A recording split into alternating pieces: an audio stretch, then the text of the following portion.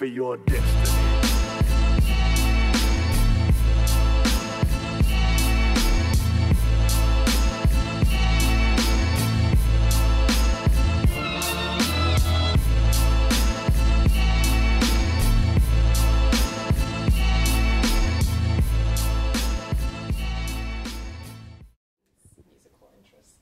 Corbin's musical interests blossomed at an early age when he started learning the violin.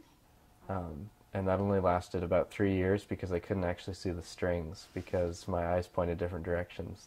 He and his brother liked to play musical instruments when they were really little. We had piano in our house, and their dad played piano, and his older brother played violin from a very young age, so he was exposed to music a lot when he was little. And then I switched to piano, and I hated my teacher, so I quit that too. And then I switched to saxophone, and I never practiced, so I quit that too. And everyone else in my family was like a virtuoso, and I didn't have an instrument. So when I realized that I was pretty good at making stuff on the computer, I just chose that, and that became my instrument. I think CorbBeats is really cool stuff. It's pretty amazing to me to watch him compose his beats, how he does it so quickly, and it's so, to me, it's so complicated to watch all the things he controls about the music, and he does it so fast, and I'm pretty impressed and amazed by it. I have no idea how to even start doing what he does.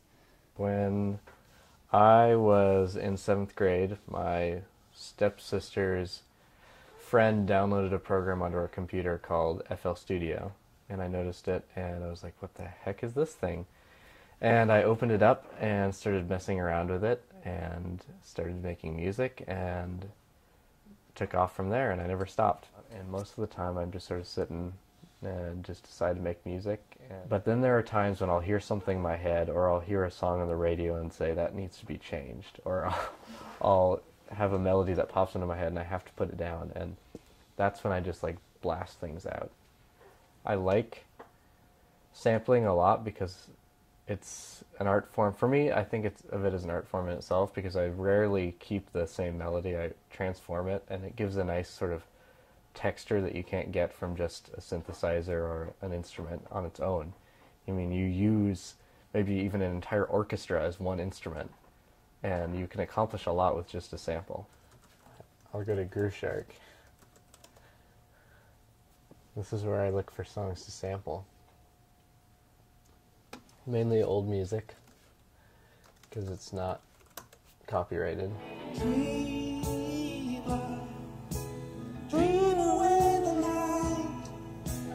When you wake, I will be here to greet you with the light. And now that I've done that, I can click slice to a new MIDI track. And once I've done that, and now, all these samples are in here. You can like, I don't know, just fly around with it, and I usually end up coming up with something eventually. It's not like an emotional outlet for me or anything. I'm not like, I've tried before to like write down relevant lyrics, and I think even if I did create a song that somehow suited my emotions, I wouldn't really feel comfortable sharing that with people anyways. I don't really know how I would even define success. I certainly don't plan on ever making any money from making music. I think that would sort of spoil the fun. If there are expectations of me to make a certain type of music or to achieve a certain amount of success, then it would defeat the purpose of why I'm doing it, which is because there aren't any rules, and because I can create whatever I want with who I want, and it's social and it's fun, and you know, the ability to share it is just something that I do because I want people to experience it with me. So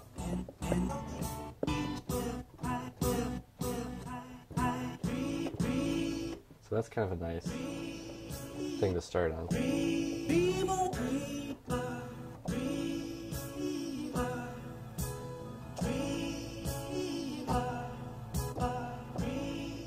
So now I can do cool stuff, add effects to it.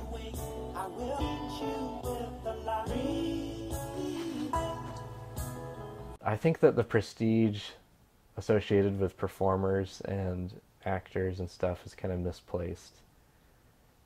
At least because I don't think that it's really something that is like all that incredible and austere. I think everybody has their own way of expressing themselves, and some people just happen to be music, and some people it's drawing, but you don't see like artists, painters worshipped, you know, the way that musicians and actors are. And I would like to take the role of a painter, you know, as I make this sort of music.